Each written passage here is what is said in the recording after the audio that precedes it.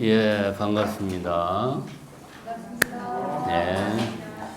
상반기하고 하반기하고 나눈 게 다 깊은 뜻이 있습니다. 이렇게 나누어야 중간에 선물도 많이 받고 막 그러니까. 그래서 1년으로 쭉 안 하고 중간에 한번 나눴어요. 아이고, 선물 주신 분들 감사하고요. 하반기 이제 뭐 이름은 심화 과정이라고 부르는데,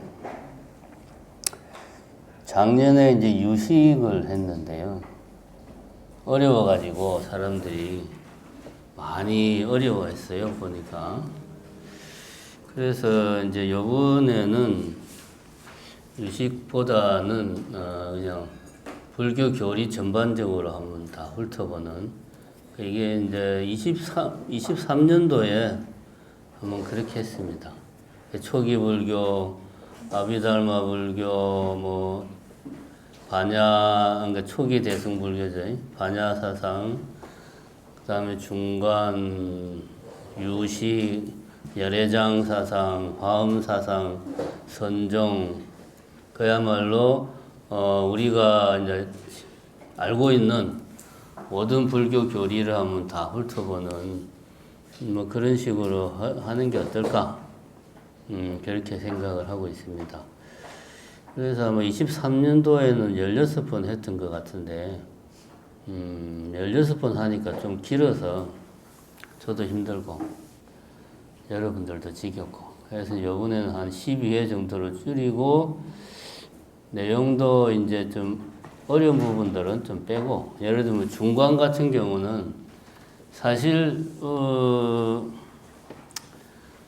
이제 뭐 신행생활을 하거나 뭐 이런 경전을 보면서 중간의 내용을 접할 일이 별로 없어요, 사실은. 중간은.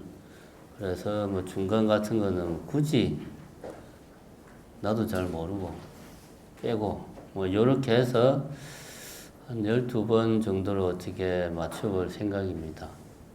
그리고 23년도에는 그때 이제 상반기에 반야신경을 하고 했었는데 요번에는 안 했죠. 그래서 아마 요번에는 하반기에 반야신경을 넣어서 초기 대승불교 공사사항을 그걸로 이제 대신 하는 게 어떨까. 요렇게 지금은 대충 생각을 하고 있습니다.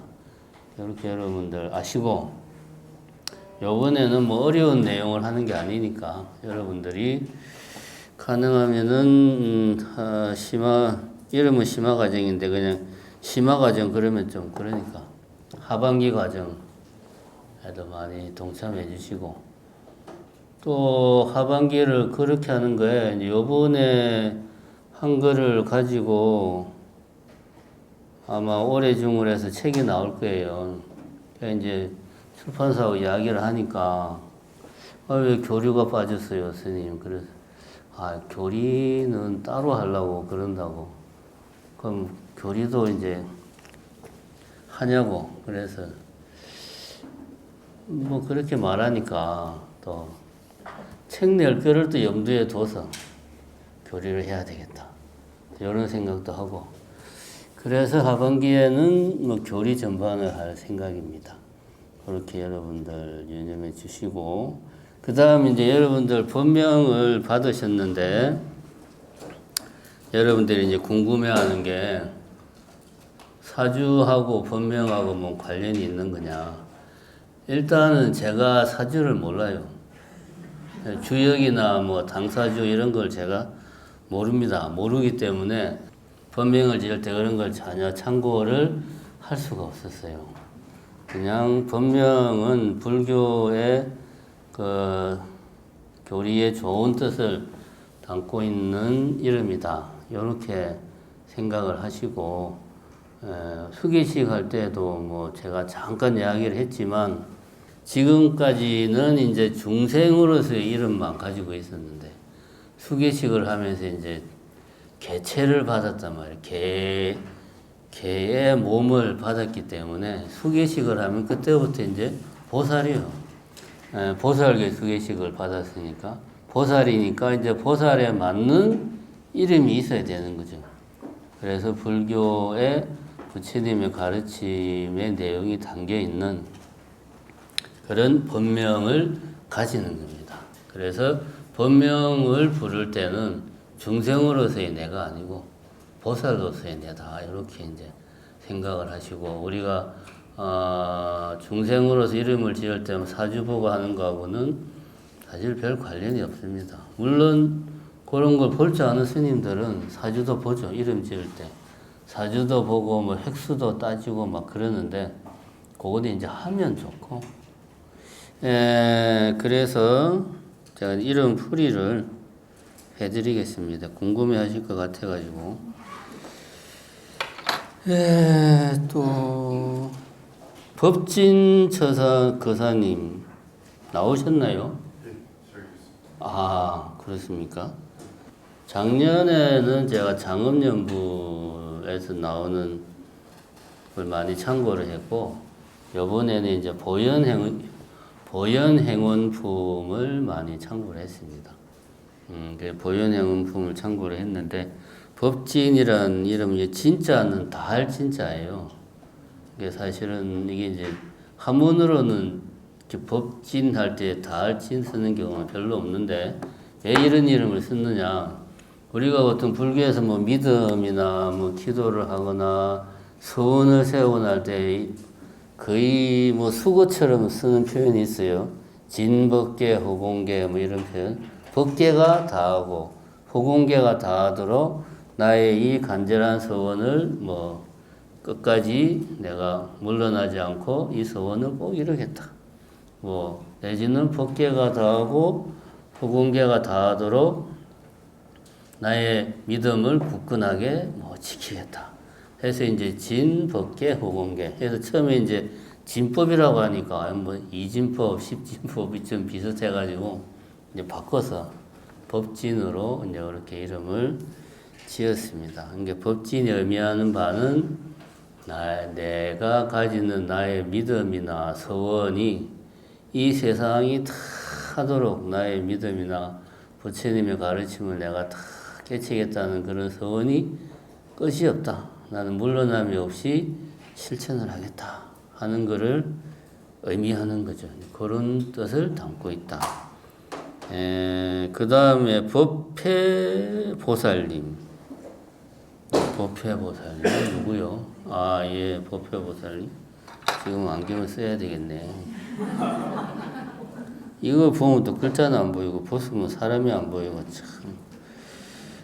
법회보살님은 요거는 이제 이름 그대로입니다. 진리의 바다, 법의 바다. 평소에 이제 마음속에 항상 이 진리가 바다처럼 가득 내 마음속에 자있기를 바라는 그런 마음으로 평상시에 생활을 하시라 그런 말입니다. 그리고 요게 이제 사실 보살님들 두 글자 본명을 지을 때 자칫 잘못하면 이게 남성적인 느낌이 많이 드는데 법회라든가 뭐 법희라든가 이런 거는 약간 두 글자인데 느낌이 뭔가 좀 여성적이죠. 이제 그런 또 그도 있고 해가지고 제가 법회보살로 이름을 지었습니다. 그 다음에 무진심 보살님. 무진이라는 것도 요거 이제 보현행음품에 보면 이게 이제 아무래도 믿음을 강조하는 그런 내용이다 보니까 이게 뭐 믿음이 끝이 없고 뭐 소원이 끝이 없고 이런 이야기가 계속 나오더라고 보니까 그래서 이 본명을 그래서 항상 마음을 쓸 때 내가 뭔가 믿음을 낼 때나 수행을 할 때나 그것이 내가 끝없이 내 마음을 내가 할 수 있는 한 최대한 열심히 속된 말로 하면 끝장을 보자 이런 마음으로 부처님 공부를 하시라. 그래서 무진심이라고 이름을 지었습니다. 그 다음에 무유화 보살님. 무유화 보살님. 이름이 참 이쁘죠. 제가 지었지만 참 이쁜 이름이에요. 무유화.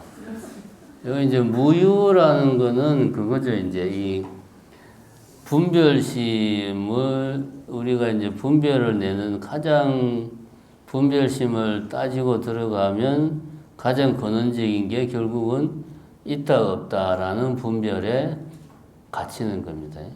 내가 있다, 내가 없다. 존재한다, 존재하지 않는다. 결국은 이 분별, 우리가 이 분별하는 마음의 궁극을 따지고 들어가면 있다 없다라는 생각에 도달을 합니다. 이런 양극단을 벗어나서 중도의 길을 가야 된다고 해서 이제 부처님이 강조하신 게 유무중도를 강조를 하셨어요. 그래서 무유라고 하는 것은 불교가 궁극적으로 추구하는 경지죠. 분별심을 완전히 뛰어넘은 그 무유화라고 하면은 그런 어떤 궁극의 경지가 화. 불교에서 이 화려하다 할 때 화자는 꽃을 의미하는 거예요. 꽃 화자는 잘 안 쓰고 이제 화려하다 할 때 화자를 많이 씁니다. 이럴 때는 이제 이게 궁극적인 경지가 활짝 피어났다. 그런 의미로 이해를 하시면 되겠습니다. 불교 부처님의 가르침이 완전히 펼쳐졌다. 분별심을 완전히 넘어섰다. 그런 경지에 이르렀다. 물론 지금은 아니지만 앞으로 이제 그런 경지로 나아가기 위해서 열심히 수행하시라. 그리고 또 이름이 또 보살님 본명으로 하기에는 참 좋네. 내가 봐도 좋습니다. 예. 사실 누군지 모르고 지었어요. 혹시 또 뭐 누군지 알고 일부러 뭐 편애한 거 아니냐 이렇게 생각하실 것 같아가지고 사실 누군지 모르고 지었습니다. 그 다음에 수운, 수등, 수해라고 해서 모름지기 숫자 쓰는 분이 세 분이 있죠. 수운, 요거 이제 요거 보현행원, 행원품에 나오는 건데, 이제 공양을 올리는데, 수운은 이제 향공양을 올리는데 마치 수미산 위를 가득 채운 구름처럼 그렇게 향공양을 올린다. 그런 의미입니다. 수운. 수등이라고 하면은, 이것도 이제 모름지기 숫자에 이제 그 촛불 등 있잖아요. 그 등자입니다.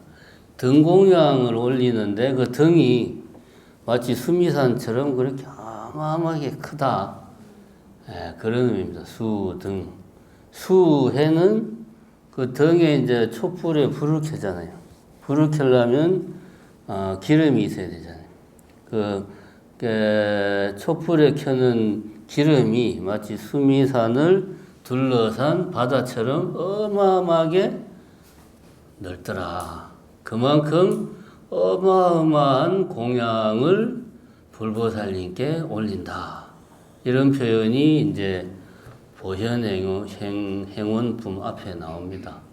수운은 향을 마치 수미산 위를 쫙 둘러싸고 있는 구름처럼 수운, 모름지기 숫자는 수미산을 의미하는 거고요. 그래서 운은 이제 공양을 올리는, 향공양을 올린다. 수미산을 둘러싼 구름처럼 엄청난 향공양을 내가 올린다. 수등은 수미산만큼 큰 등공양을 올린다. 수해는 수미산을 둘러싼 바다만큼 큰 기름을 내가 공양을 올린다. 그런 말입니다. 그러니까 이건 우리가 무주상 보시 뭐 이런 말을 하는데, 우리는 일상생활에서 뭐 조금 뭔가 내가 좀 헌신적인 활동을 하고 봉사를 하고 이런 걸 하고 말은 안 하지만 자기 속으로는 나 참 괜찮은 사람이야, 이렇게 착한 일도 하고 이런 뭐 우리가 생각을 합니다. 근데 이제 경전에는 그 정도 가지고는 공양을 올렸다, 보시를 했다고 할 수가 없다. 최소한 아까 말한 이 정도는 해야 그래도 공양을 올렸다라고 말을 할 수 있다. 이런 마음으로 살아야 되지 않겠냐. 가는 의미에서 수운. 황중환 교수님 수운이시네. 수운, 수등. 이도훈님이 누구신가요? 예. 수운하고 무진신 보살님. 두 분 부부신가요? 어째 그런 것 같더만. 수해 보살님은 누굽니까? 예. 수해 보살님도 보살님 본명으로는 참 발음하기가 좋죠. 수해. 아주 좋아. 예, 그렇습니다. 그 다음에 또,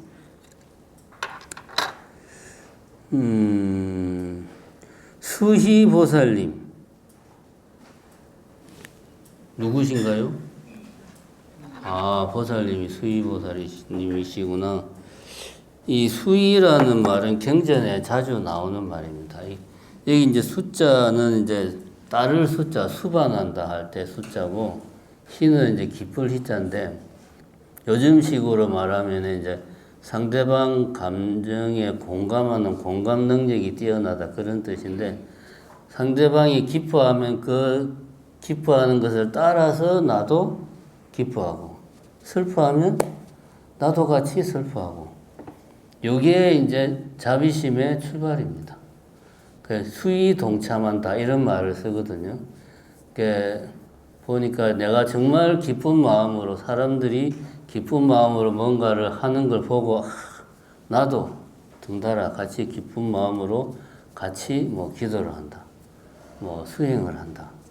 이제 수희라는 말은 자비심의 근간을 이루는 거다. 그래서 평소에 자기의 삶이 항상 수위 찬탄하는 그런 마음으로 가득 차 있으면은 그게 바로 자비심이다. 그게 바로 관세음보살님의 마음이다. 관세음보살님이 그러잖아요. 중생이 기뻐하면 아무 조건 없이 같이 기뻐하고, 중생이 슬퍼하면 같이 슬퍼하는 게 관세음보살님. 수희, 좋은 이름이네요. 너무 저랑 딱 맞게 어떻게 이렇게 해주고 싶어요. 제가 그 공감 능력 좀 그런 일을 하고 있고.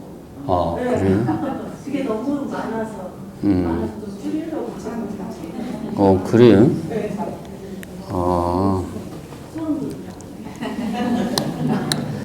그러면은 자비심을 낸다 생각하시고 이렇게 하십시오. 그 다음에 우리 오지홍 불자님은 능원이라고 했지요. 능이 원, 원은 이제 서원할 때 원자고, 서원을 이제 능이 이룬다 그런 의미입니다. 요거는 이제 이 능자를 스님들이 법명 쓸 때 이제 비구 스님들이 앞에 능자를 좀 가끔 써요. 이게 이제 능자를 쓰는 이유는 뭐 여러 가지 있는데, 뭘 하든지 간에 내가 좀 자신 있게, 능히, 손쉽게, 어려워하지 않고, 처음 하는 일이라도, 자신 있게 내가 모든 일을 해낼 수 있다. 그렇게 하려면은 내 안에 평소에, 내가 예를 들면은 부처님의 가르침, 깨달음을 완전히 다 이렇게 성취하겠다라고 하는 큰 소원이 내 바탕에 깔려 있으면 일상생활에서 내가 하는 일에 대해서 내가 능히 모든 일을 다 내가 손쉽게 자신 있게 해낼 수 있다.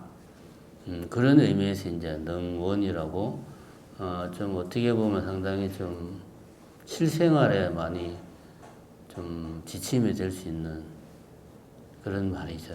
부처님을 백으로 생각하시고 부처님이 가장 확실한 백이다. 내가 무슨 일을 하든지 간에 내가 부처님 백으로 나는 잘할 수 있다.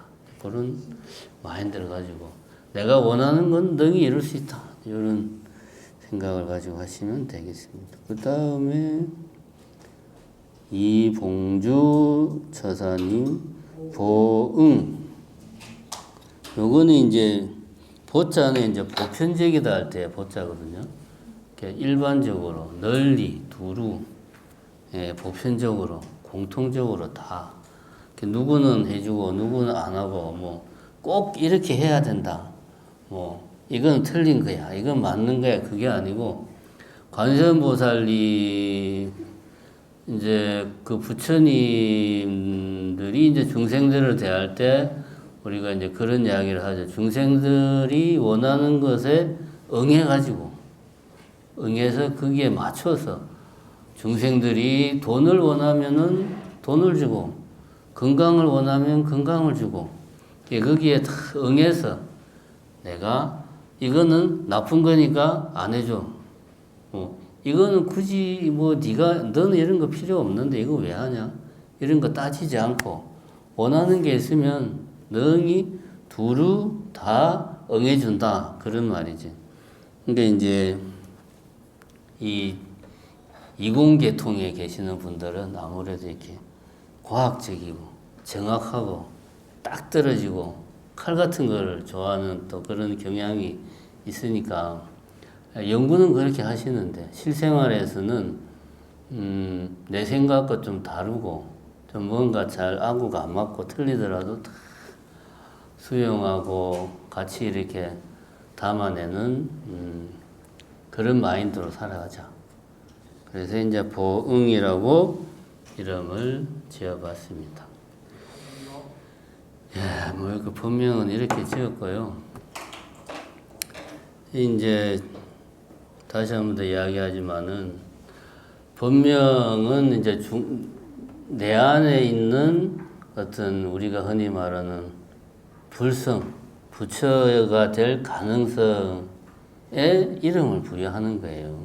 본명을 부를 때마다 마음속으로 나는 보살이다. 그렇게 생각하고 보살이 내가 이렇게 행동하면 안 되지. 이런 마음으로 항상 본명을 대하면 되겠습니다. 네. 예, 요번에는 뭐 하여튼 발음이 힘드네. 행원품. 보현행원품에서 좀 이름을 따봤습니다. 자, 그러면은 마지막 수업을 해야죠. 오늘은 이제 12강 제목은 이제 죽음을 생각하라. 유명한 말이죠. 메멘토 모리. 뭐 그렇게. 요거를 마지막에 넣은 이유는 사실은 앞에 여러 가지 이야기를 했지만 우리 불교에서 말하는 발심. 발심은 뭐의 준말이죠? 그렇지. 발보리심의 준말이죠. 보리심은 어떤 보리심, 깨닫겠다는 마음. 발은 낸다. 그러니까 내가 깨달음을 성취하겠다. 라고 하는 마음을 내는 게 이제 발보리심, 발심입니다. 사실 아무리 불교 교리를 많이 알고, 뭐 계율을 알고, 불교의 역사를 알고 해도 발심이 안 되면 그냥 지식이 좀 더 늘어나는 정도밖에 안 되죠. 사실은 제일 중요한 게 발심입니다. 발심. 발심을 하는 게 제일 중요한데, 그래서 이제 티베트 불교에서 이제 기본적인 텍스트로 하고 있는 대표적인 교재가 이제 보리도 차제론인데, 보리도 차제론, 보리 깨달음, 도 길, 차제 차례차례로 깨달음으로 가는 차례차례 깨달음으로 가는 길. 이게에 대해서 정리해 놓은 책이 이제 보리도 차제론인데, 보리도 차제론은 보면 말 그대로 가장 입문 단계에서부터 가장 이제 수승한 단계까지 이렇게 순서대로 쫙 되어 있습니다. 제일 처음에 뭐가 나오냐 하면 바로 이 부분이 제일 처음에 나와요. 죽음을 생각하라. 죽음에 대해서 내가 어떻게 생각할 것인가. 이 부분이 제일 처음에 나옵니다. 왜냐하면 사실은 우리가 발심을 하는 데 있어서 죽음을 생각하는 것만큼 좋은 게 없다. 그래서 그거는 이제 아마 티베트 불교에서 오랜 시간 수행하고 뭐 이제 보학들을 가르치는 과정에서 검증된 거겠죠. 죽음을 생각하는 게 발심하는데 가장 효과적이다. 가장 좋다. 그래서 보리도 차제로는 요 이제 죽음을 생각하는 문제부터 시작을 합니다. 근데 이제 우리는 앞에 이제 우리는 불교라는 게 이런 거구나. 이런 이야기를 좀 했으니까 이제 우리도 이제 좀 발심을 해야 되지 않을까. 그래서 이 부분을 마지막에 넣어봤습니다. 요 이제 251페이지 보면 밑에서 네 번째 줄 우리가 뭐 죽음을 생각한다는 게 무슨 말이냐에 대해서 요 네 가지로 정리를 하고 있습니다. 내가 정리한 게 아니고 보리도 차제론에 이렇게 정리하고 있습니다. 자세히 보면 뻔한 말 같은데 곰곰이 생각해 보면 정말 죽음에 대해서 명쾌하게 우리가 어떤 자세로 죽음이 임해야 되나 하는 것을 잘 정리하고 있습니다. 네 가지가 뭐냐 하면 밑에서 네 번째 줄부터 나오죠. 죽음을 생각하지 않고 살아갈 때 우리 삶에는 어떤 문제가 있는가? 첫 번째. 두 번째는 죽음을 매 순간 생각한다면 어떤 이득이 있는가? 세 번째는 어떻게 해야 매 순간 죽음을 염두에 두고 살 수 있는가? 네 번째는 그럼 도대체 죽음을 생각하라 라는 이 말은 구체적으로 무엇을 의미하는가? 이런 이야기, 죽음을 생각한다는 말이 뭐냐? 그럼 이런 거를 이야기하는 거다 라는 겁니다. 그러면 우리가 지금부터 한번 생각을 해봅시다. 자, 그 전에 여기 텍스트에 보면 이제 중간에 인용문 약간 녹색으로 나온 부분들은 요거는 대부분 보리도 차제론에 나온 것들을 제가 재인용한 겁니다. 보리도 차제론도 경전에 나온 이야기들을 이제 인용을 했고 그걸 다시 제가 이제 인용을 한 겁니다. 첫 번째 나온 걸 한번 읽어보겠습니다. 모든 경작 가운데 가을의 열매가 제일이요. 모든 발자국 가운데 코끼리 발자국이 제일이요. 모든 생각 가운데 무상과 죽음을 생각하는 것이 제일이다. 이런 생각으로 삼계의 욕망과 무명과 자만을 다 없앨 수 있으리라. 이런 말은 외워야 됩니다. 이런 말은 의미를 물론 잘 생각하면 좋지만 이런 말을 외우는 게 좋습니다. 자, 같이 한번 한 구절씩 제가 먼저 읽을 테니까 여러분들이 따라 읽어보세요. 모든 경작 가운데 가을의 열매가 제일이요.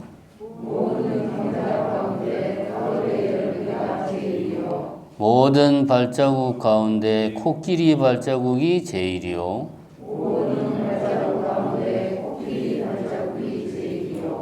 모든 생각 가운데 무상과 죽음을 생각하는 것이 제일이다.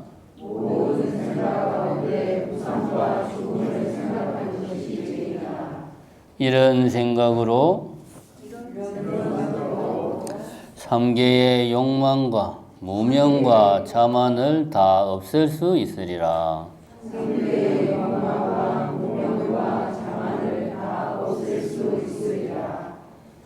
그러니까 모든 생각 가운데 무상과 죽음을 생각하는 것이 제일이다.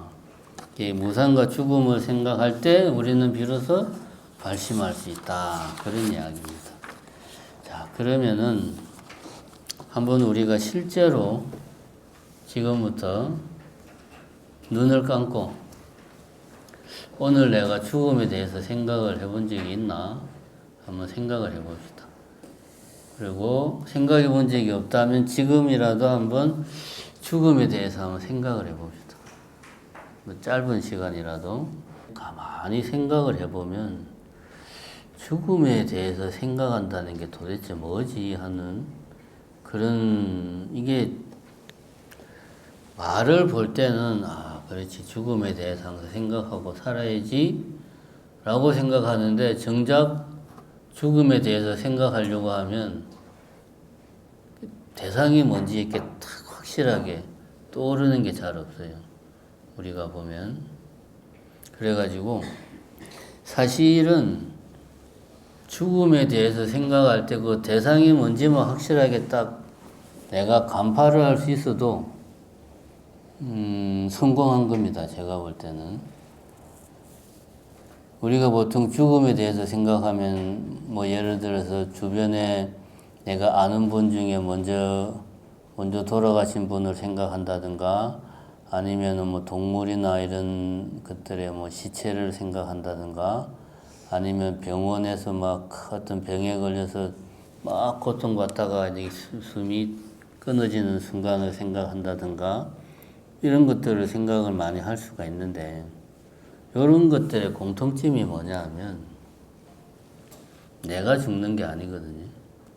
내 말고 다른 그 존재들의 죽음이에요. 전부 다. 나의 죽음이 아니고 다른 존재들의 죽음이에요. 물론 그것도 죽음이긴 한데 불교에서 말하는 여기서 말하는 죽음을 생각하라 했을 때 이 죽음은 다른 존재의 죽음이 아니고 나의 죽음이에요. 내가 죽는다. 그겁니다. 내가 죽는다. 그래서 항상 그거를 염두에 두고 생각을 해야 됩니다. 다른 존재가 아니고 내가 죽는다. 근데 이제 가만히 생각해 보면 우리가 이제 젊었을 때 20대 뭐 여기 지금 20대도 한 명 있긴 한데 있습니다. 20대 30대 뭐 40대까지도 내가 죽을 수도 있다는 생각 자체를 안 해요. 거의 안 하고 삽니다. 살아있는 게 이거는 가장 기본적인 내 삶의 기본 전제예요. 내 말은 이게 동어 반복입니다. 살아있다는 것이 내 삶의 기본 전제다. 삶이라는 말 자체가 살아있음을 말하는 거거든요. 삶이라는 말 자체가 이미 살아있다는 그 뜻을 포함하고 있어요. 우리가 뭐 삶이라는 말을 쓸 때 나와 관련된 뭔가를 생각할 때는 이미 전제가 깔려 있어요. 나는 살아있다는 거. 근데 이게 너무나 당연한 전제이기 때문에 우리가 인지할 수가 없는 거죠, 이거를. 인지할 수가 없어요. 핵심은 요겁니다. 특히 이제 뭐 인생에서 별다른 굴곡이 없다면 젊은 시절에는 내가 죽을 수도 있다는 생각 자체, 그런 비슷한 생각도 안 하죠. 할 수가 없지. 근데 이제 나이를 먹어서 몸이 이제 이렇게 이런저런 데서 막 고장이 나고 병원을 이제 들락날락하고 거의 뭐 생사의 기로를 왔다 갔다 하고 큰 수술을 한두 번 하고 요렇게 하면 이제 죽음이라는 게 남의 문제가 아니고 나의 문제가 되는 거죠. 그랬을 때 지금 이야기는 여기서부터 시작하는 거예요. 죽음에 대해서 아예 생각 안 하는 사람들은 이야기를 할 수가 없어요. 기본적으로. 나도 언젠가는 죽을 수 있구나 하는 생각을 한 번이라도 해봤다면 이제 지금부터 이런 고민을 해보자 하는 거죠. 근데 만약에 나는 나 그런 생각을 전혀 꿈에도 생각 안 해봤는데 이러면은 지금부터라도 나도 죽을 수 있다라는 생각을 할 필요가 있습니다. 보통 우리가 나도 죽을 수 있구나 라는 생각을 하면 그 다음에 이어서 하게 되는 생각의 패턴들이 몇 가지가 있어요. 첫 번째가 이제 254페이지에 나오는 이런 이야기 나오죠. 죽는 것은 안 무서운데 안 아프게 죽었으면 좋겠어요. 이런 생각 많이 하죠. 우리 솔직하게 가슴에 손을 얹고 이런 생각 안 해본 50대, 60대는 한 명도 없어. 솔직히 말해서. 그죠? 이 다 합니다. 이런 생각. 죽을 때 죽더라도 그냥 깨끗하게 그냥 편하게 자듯이 그냥 그렇게 갔으면 좋겠다. 이런 생각을 합니다.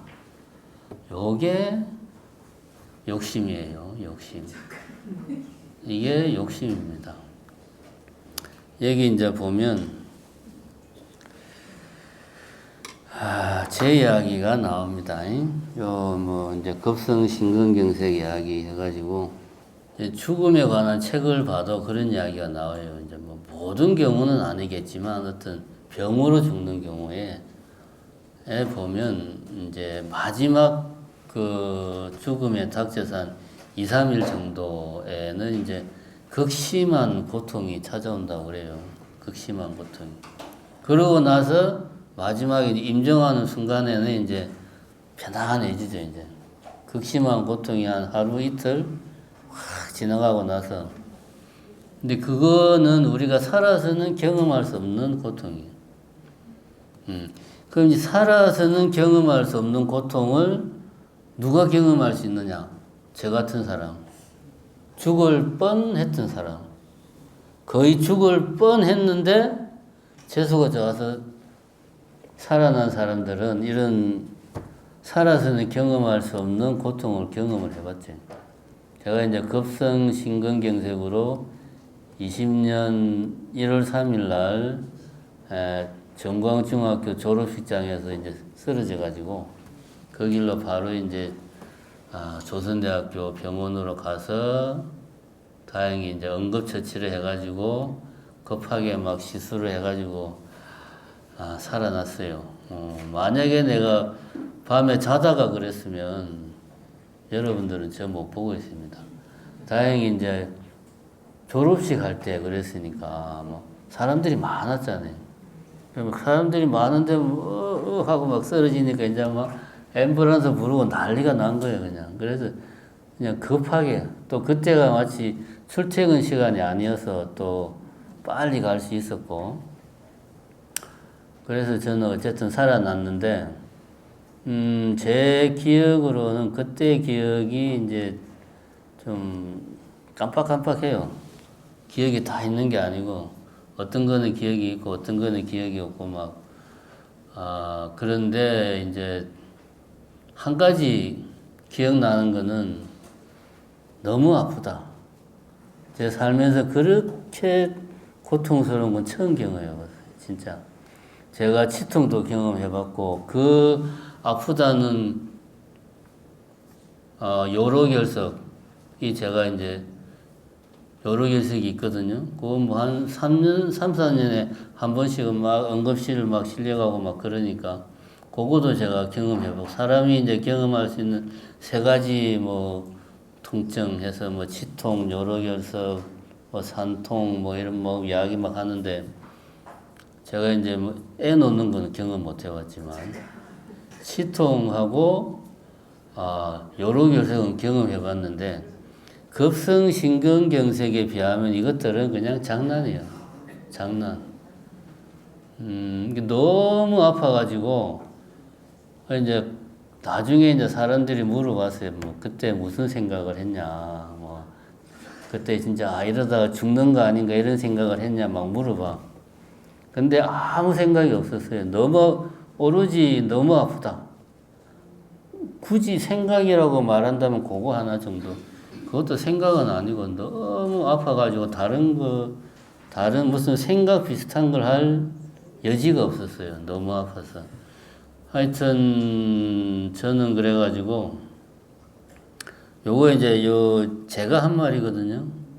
그걸 경험을 해봤기 때문에 죽는 거는 이제 별로 두렵다는 생각이 안 들어요. 근데 그 고통을 경험을 안 해봤으면 뭐 죽으라면 죽지 뭐 이러겠는데 그 고통을 똑같이 한 번 더 경험해라 그러면 이제 그거는 두 번 못할 짓이다. 그래서 저는 참 대단한 사람이 누구냐 하면 급성신경경색 이거 재발한 사람들 있잖아요. 참 대단한 사람들이에요.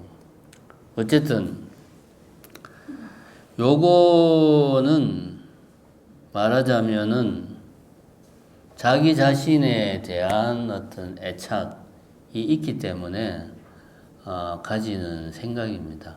그러니까 죽을 때는 뭐 죽음학이라고 뭐 그렇게 할 수 있는 학문의 뭐 장르가 있기도 하지만 거기서도 이런 이야기를 해요. 사람이 죽을 때는 극심한 고통이 수반된다. 요거는 살아서는 경험할 수 없는 거다. 왜냐? 죽을 때만 경험하는 거니까. 살아서는 경험 못하죠. 그래서 말이 안 되는 겁니다. 이거는 죽을 때 아픈 건 당연한 거예요. 다행히 한 번만 경험할 수 있는데 내 같은 사람은 불행하죠. 죽을 뻔한 사람들은 이제 또 그거를 경험해야 된다 생각을 하면 이제 정말 죽기가 싫지. 그게 마음대로 안 되죠. 첫 번째는 우리가 이런 생각을 합니다. 죽는 거는 안 무서운데 안 아프게 죽었으면 좋겠다. 이 첫 번째는 아까 말했듯이 자기 몸에 대한 애착 때문에 그런 거. 두 번째는 죽는다는 것에 대한 개념이 우리 머릿속에 확실하게 없어요. 그래가지고 죽는 게 뭔지 잘 모르니까 그게 그렇게 무섭다는 생각이 안 드는데 고통은 우리가 잘 알잖아요.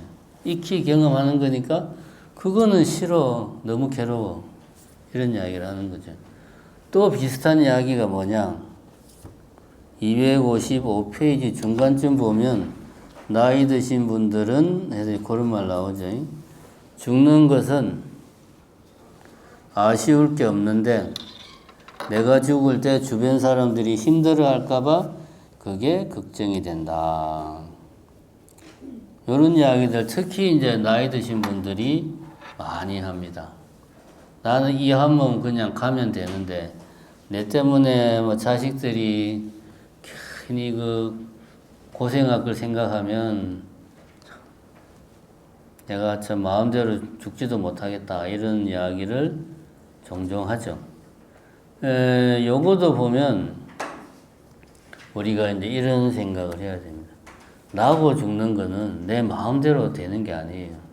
내가 죽을 때는 그야말로 자식들 힘들지 않게 내 혼자 어디 그냥 자식들도 없는 데서 내 혼자 그냥 조용히 딱 꼴까닥 했으면 좋겠다. 이거는 내가 죽음을 뭐 하겠다?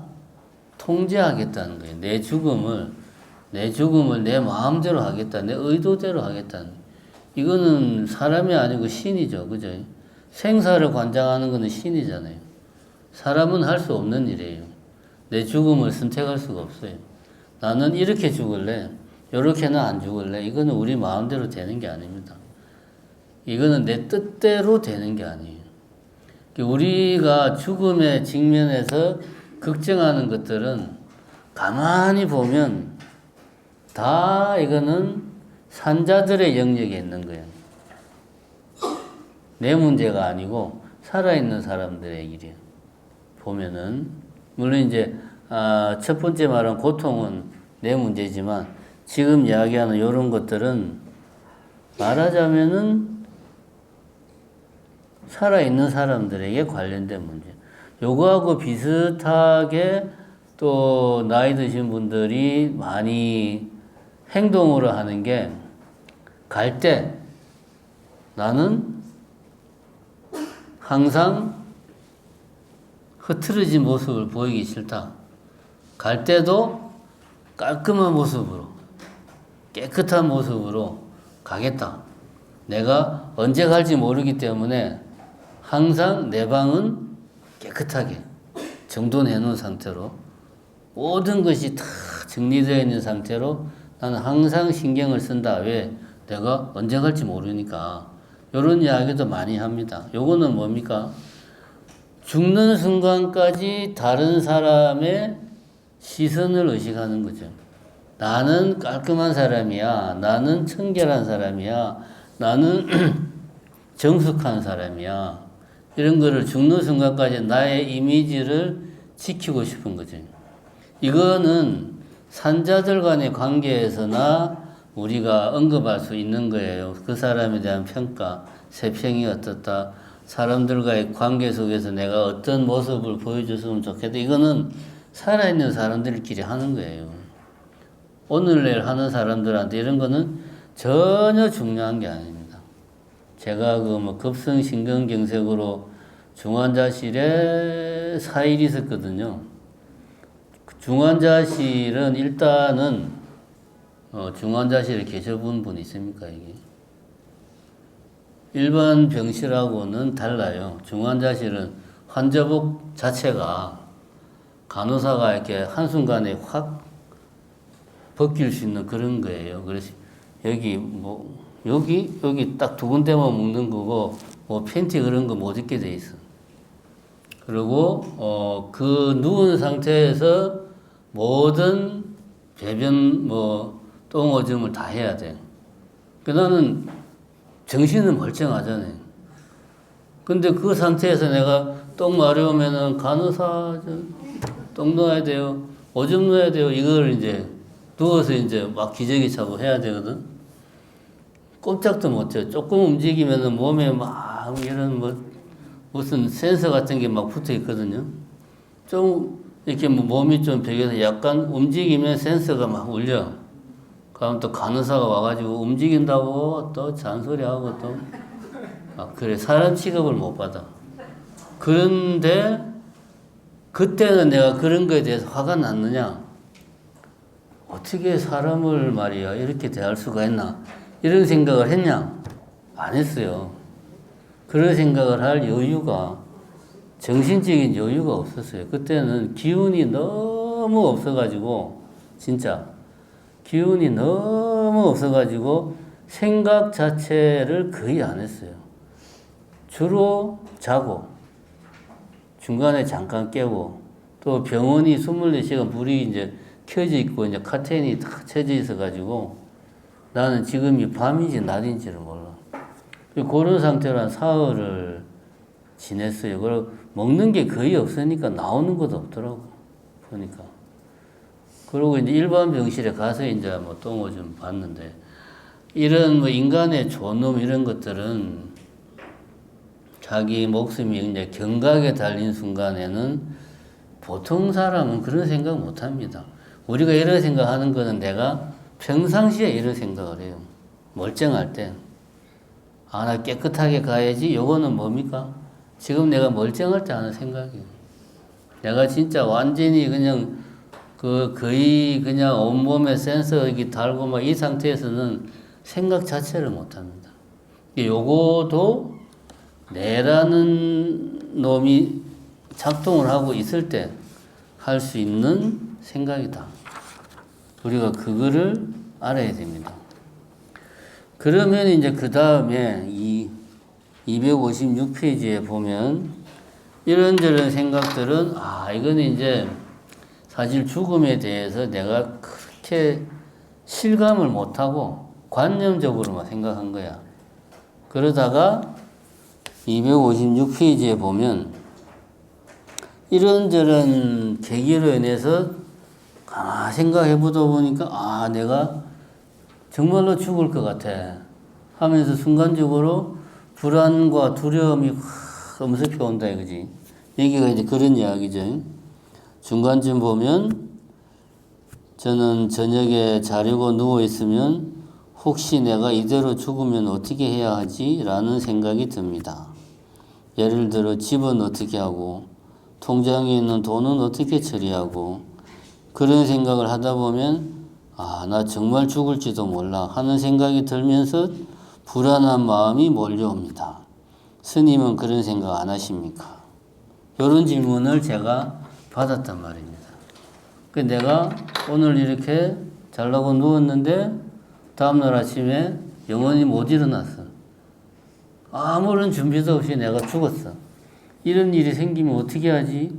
그럼 이 집은 어떻게 하고, 통장에 있는 돈은 어떻게 하고, 내가 애지중지했던 이런 기금속 같은 거 이런 거는 어떻게 하고 이제 그런 생각들을 막 하는 거예요. 그죠? 그거죠, 요거는.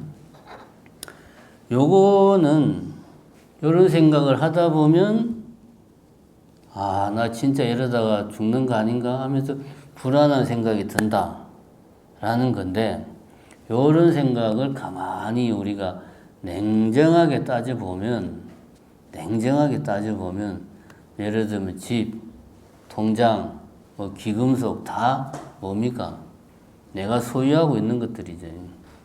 그런 것들에 대한 애착을 버리지 못한 거죠. 그래서 가만히 생각을 해봅시다. 내가 오늘 이제 끝나고 집에 가서 씻고 자려고 누웠어. 그 상태로 그냥 영원히 그냥 간 거예요. 그러면 만약에 내가 그럴 거를 알고 오늘 밤에 내가 자면은 이제 나는 죽는다라는 거를 알았다고 치자. 그럴 리는 없겠지만 그럴 경우에 내가 집을 걱정을 하고 통장에 있는 돈을 걱정을 하면 뭐합니까? 그죠?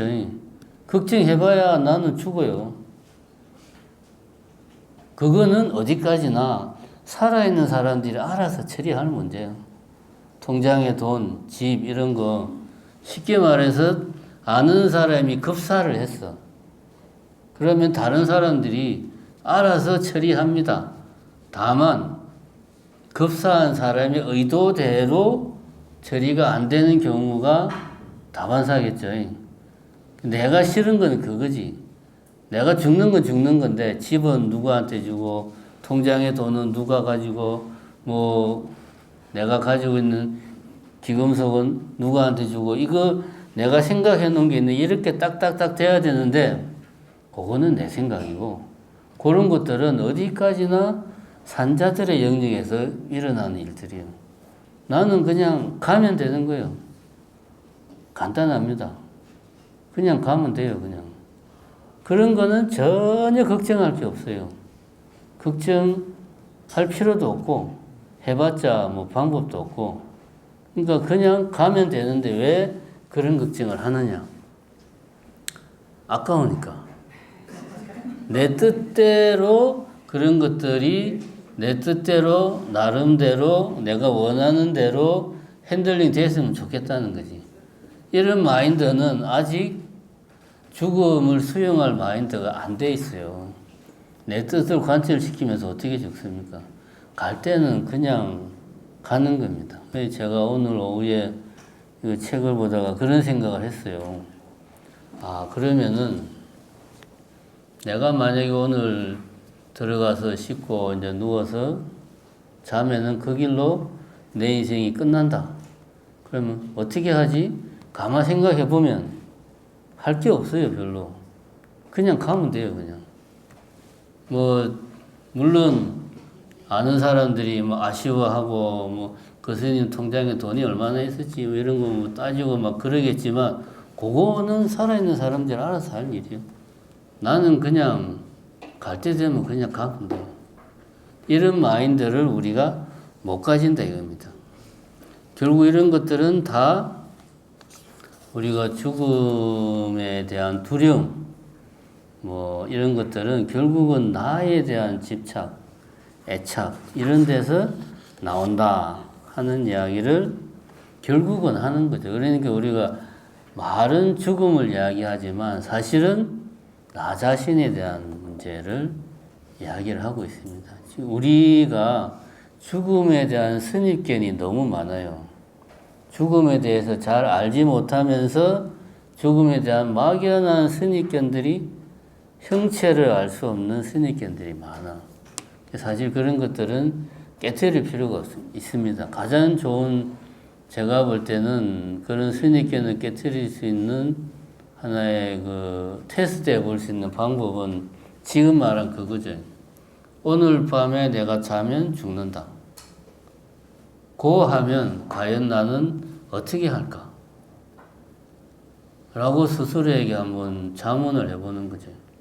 그러면 이제 여러 가지가 나올 수 있겠죠. 아직 시집 못 보낸 딸이 있는데 걔는 보내고 내가 죽어야지.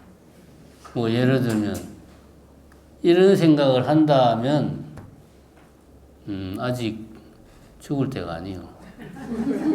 죽으려면 한참 멀어서 벽에 똥치를 한참 할 때까지 살아야 돼.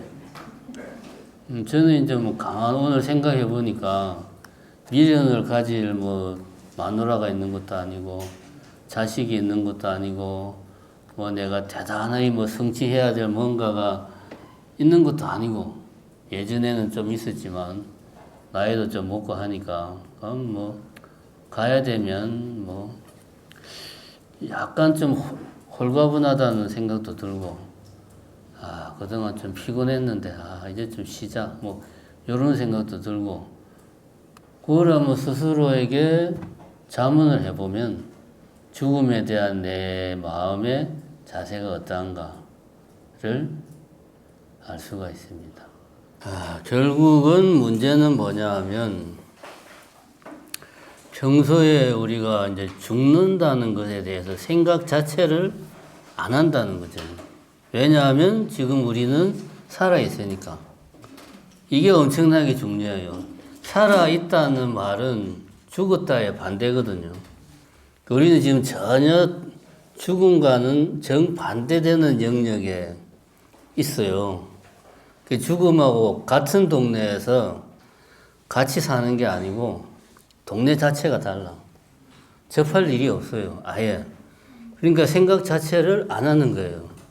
우리가. 근데 이게 현대사회가 되면 될수록 이런 경향이 더 심해진다는 거죠.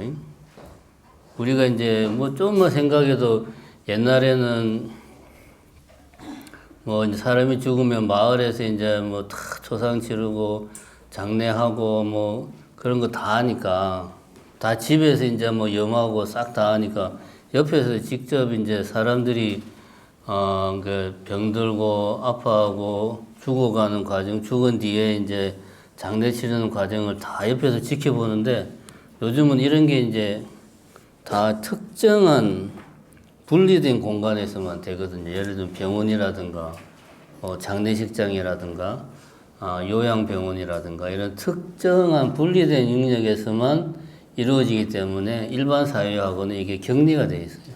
우리가 접할 일이 없죠. 현대인들은 더더욱 죽음을 접할 일이 없어요. 문제는 그거다. 문제는 우리가 살아있다는 사실을 너무 당연시하기 때문에 내가 살아있다는 사실을 우리가 인지를 못해요. 이건 너무 당연하니까. 그게 핵심입니다. 그게 핵심이에요. 그래서 이제 계속 죽음을 생각하라고 이야기하는 게 내가 지금 사실은 살아있다. 살아있는 상태다라는 것을 인지를 하라는 거죠. 이 말은 언젠가는 이런 상태가 변화해서 죽음의 상태로 갈 수 있다. 그런 거를 항상 강조를 하는 거지.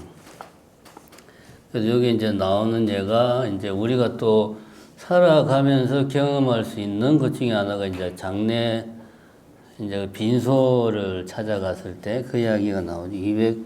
260페이지. 빈소를 찾아갔을 때 우리가 살아있는 게 너무나 당연하기 때문에 빈소가 산자의 관점과 입장에서 모든 게 처리된다는 걸 우리는 몰라요. 그런데 빈소의 주인공은 사실은 망자거든. 그지? 근데 망자는 내가 주인공인데 내가 죽었어. 우리는 살아있는 사람들이 이런 말 자체 하는 거를 꺼려하죠. 내가 죽었다고 치자. 뭐 예를 들면 이런 말 하는 걸 우리는 꺼려 하는데 그렇게 하면 안 됩니다. 어쨌든 내가 죽었다고 치자. 그 이제 내 빈소야. 그럼 내가 주인공이죠. 내가 주인공인데 거기 내가 있어요, 없어요? 사진만 있죠. 내가 주인공인데 내가 없어. 그러니까 사람들은 내를 보는 거는 핑계야. 빈소에 가면 우리 다 그렇게 하죠. 가서 영정사진 있는 데 들어가서 절하고 상주들하고 절하고 다 하면은 길어야 2분이죠. 끝입니다. 그러면은 주인공하고 맞대면 하는 거는 2분 안에 다 끝나요. 나머지 30분 동안 뭐 합니까? 옆에 나와서 식당에 가서 뭐 아는 사람 있나 뭐 찾아보고 아는 사람 있으면 그쪽으로 가가지고 야 오랜만이다. 너 요즘 어떻게 지내냐 어쩌고 저쩌고 뭐 밥은 먹었냐 얘기 뭐 고기하고 뭐하고 좀 주세요. 막 뭐 그거 먹고 이제 자기 이야기만 잔뜩 하는 거예요. 이제 그리고 한 3, 40분 있으면 요 정도 하면 이제 내가 충분히 예의를 갖췄으니까 이제는 가야지. 그러고 이제 가는 거예요. 주인공은 망자인데 망자가 없어. 그러니까 만약에 망자가 있다면 그 빈소에서 제일 서운하고 섭섭한 사람이 망자죠. 자기가 주인공인데 자기는 완전히 찬밥 신세에 자기 혼자 이렇게 사람들 잘 뭐 들어오지도 않는데 자기 혼자 딱 가둬놓고 자기들은 다른 사람들은 밖에서 다 웃고 떠들고 막 그러고 그냥 그러잖아요. 이게 왜 이렇게 되느냐? 우리가 보고 듣고 생각하는 모든 시스템은 산자들을 위한 시스템이에요. 왜? 우리가 살아있으니까. 근데 이걸 우리가 몰라. 자, 그래서 산다는 게 뭐냐? 결국은 그 문제지. 요 이야기를 좀 하고 오늘은 좀 빨리 끝내야 되는데 여기 보면 이제 삶은 1인극 판토마임이다 이런 이야기를 합니다. 이 이야기의 요지는 뭐 다른 게 아닙니다. 결국은 산다는 것은 우리가 사회를 이루어서 사람들이 사는데 내가 아무리 힘들고 고통스럽고 괴로워해도 다른 사람들이 그런 나의 감정을 그대로 내가 느끼는 그 감정 그대로 사람들이 느끼느냐? 아니더라. 마치 나는 너무 힘들어요라고 막 표현을 해도 보는 사람 입장에서는 마치 판토마임을 보는 것처럼 저렇게 인상을 막 일그러뜨리고 막 괴로워하는 표정을 지으니까 괴로운 모양이구나. 괴로운가 봐. 많이 힘든가 봐. 라고 생각하는 거지 내가 느끼는 그 괴로움의 강도, 정도 그대로 느끼는 게 아니라는 거지. 그래서 인생은 1인극 판토마임 같다. 두 번째는 이제 결국 판토마임도 연극이니까. 연극을 할 때는 관객들이 그 연극에 몰입을 해서 주인공의 삶과 주인공의 고뇌, 기쁨에 팍 빠져드는데 끝나고 나면 다시 관객들은 자신의 일상으로 돌아가는 거예요. 연극은 그냥 연극이에요. 끝나면 없어요. 사라지고 없어요. 관객은 다시 자신의 생활로 돌아가. 그 이야기죠. 그래서 우리 삶이라고 하는 것은 마치 연극과도 같다. 요 이야기가 270페이지에 보면 경전에 이런 말이 있다. 삼류의 무상은 가을 하늘의 구름과 같고 중생의 생사는 연극을 보는 것과 같네. 중생이 목숨을 바치면 하늘의 번개와 같고 가파른 산에서 내리는 폭포수처럼 빨리도 가네. 요게 이제 보리도 차제로 나오는 말입니다. 자, 같이 한번 한 구절씩 읽어봅시다. 제가 선창할 테니까 고창으로 따라서 읽어보십시오. 삼류의 무명은 가을 하늘의 구름과 같고 우선 중생의 생사는 연극을 보는 것과 같네. 중생이 목숨을 마치면 하늘의 번개와 같고 가파른 산에서 내리는 폭포수처럼 빨리도 가네.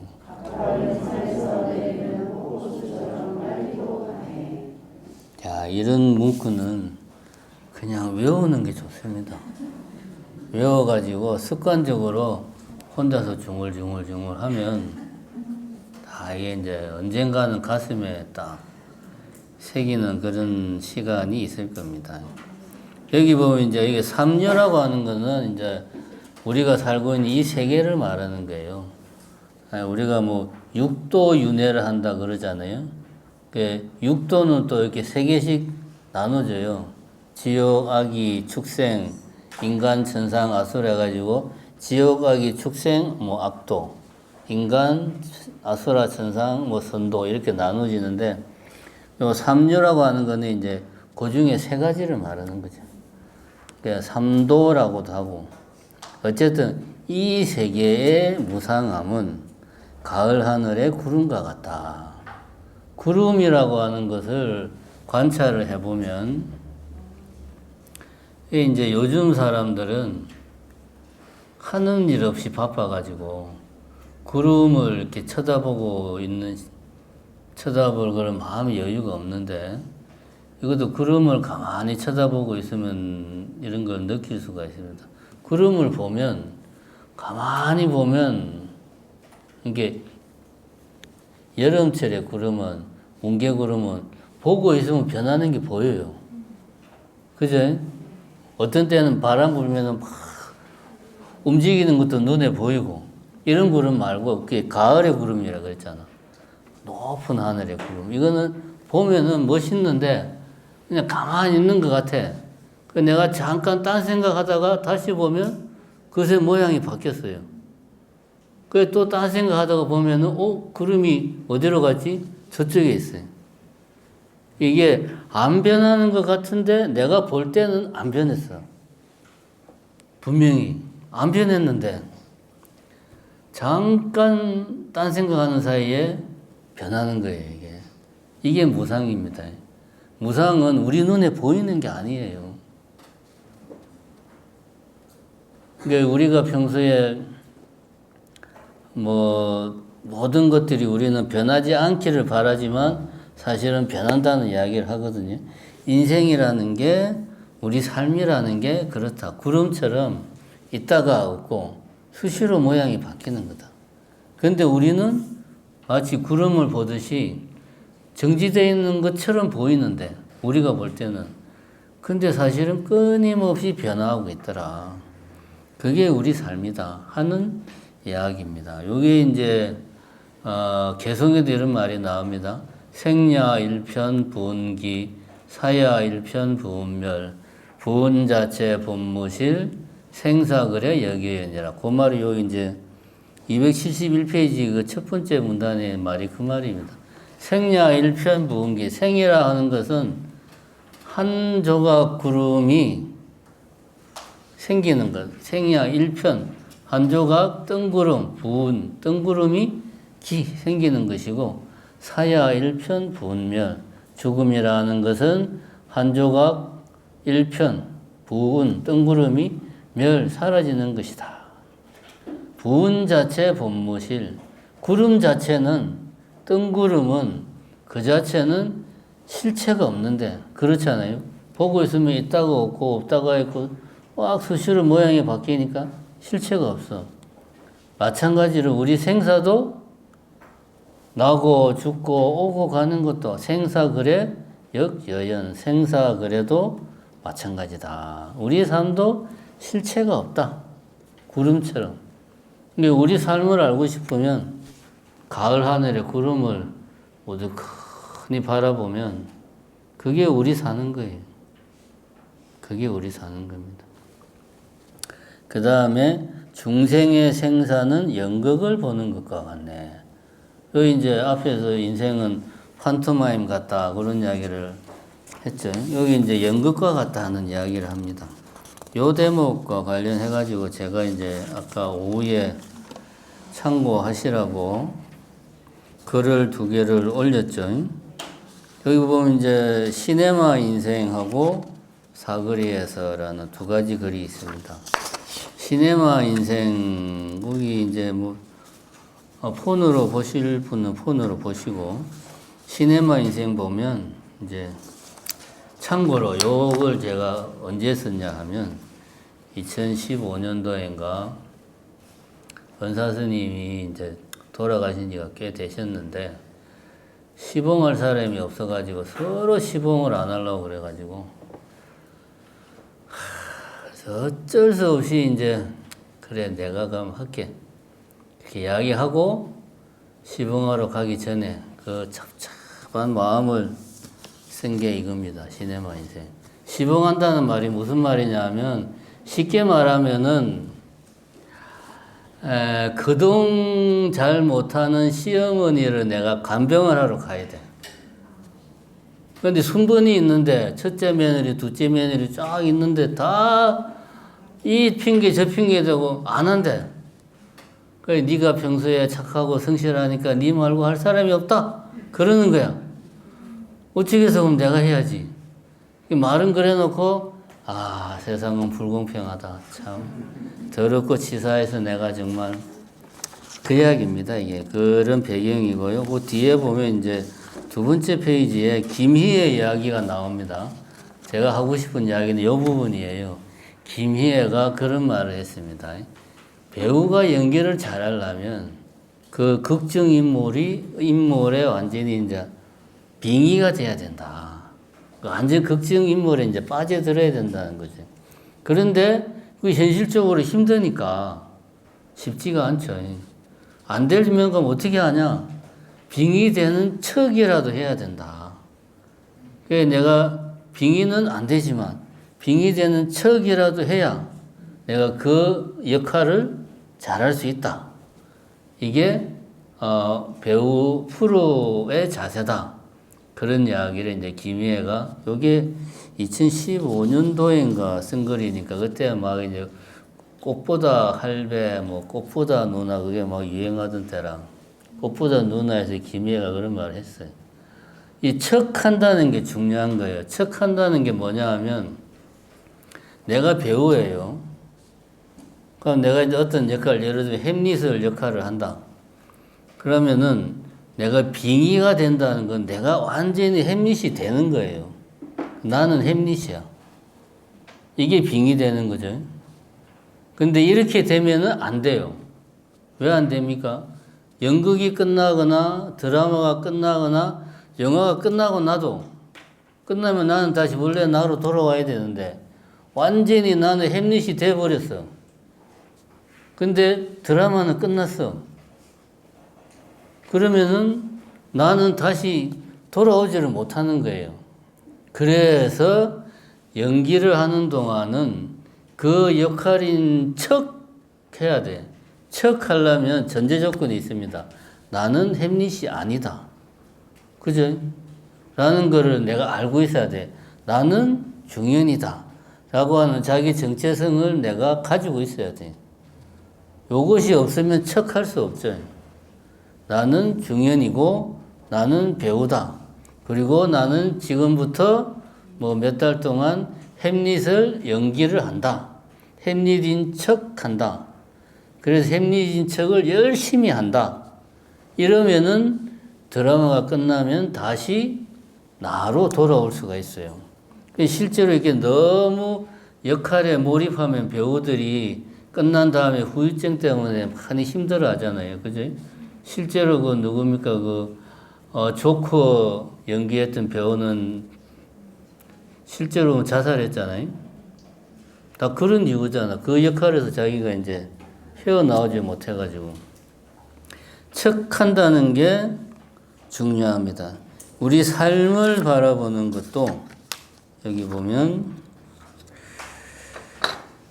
삶을 바라보는 관점 역시 마찬가지입니다. 지금 나는 인생이라는 한 편의 연극에서 나라는 극중인물을 연기하고 있다라고 생각을 하십시오. 그러면 화를 내되 내가 화를 내는 게 아니고 누가 화를 냅니까? 극중인물인 내가 화를 내는 거예요. 내가 지금 슬퍼한다. 그러면은 내가 슬퍼하는 게 아니고 극중인물인 나가 슬퍼한다. 이렇게 생각을 해야 된다 이거지. 그렇게 하면 이런 관점을 가지면 비로소 인생은 멀리서 보면 희극이지만 가까이서 보면 비극이라는 말이 수긍이 될 것이다. 우리 삶은 영화에 등장하는 배우가 지어내는 연기일 뿐입니다. 요 말이 이제 요 경전에 나오는 말하고 같은 맥락이죠. 저는 단지 경전에 나오는 말을 풀어 썼을 뿐이에요. 인생은 연기라는 말은 이겁니다. 우리는 그거를 이제 다시 내가 설명을 한 게 요 이제 사거리에서라는 글을 보면 요거는 이제 이거를 쓰게 된 배경은 다른 게 아닙니다. 이때 제가 이제 기도를 할 때였는데 용암사에서 기도하고 뭐 하여튼 뭔 일이 있어가지고 광주에 잠깐 갔다가 돌아오는 길에 이제 저녁 노을이 막 지는데 몸이 많이 피곤했어요. 아, 내가 무슨 부귀영화를 누리려고 내가 머리 깎고 이 고생을 하고 있나? 뭐 이런 이제 좀 그런 좀 신세 한탄을 신호등이 딱 걸려가지고 몸은 피곤하고 또 들어가면 기도도 해야 되는데 아 피곤하다. 내가 왜 이렇게 사나? 뭐 이런 생각을 하다가 라디오에서 이제 이런 이야기가 나온 거예요. 그러면서 이제 제가 이런 생각들을 한 겁니다. 여기 보면 이제 그런 이야기가 나옵니다.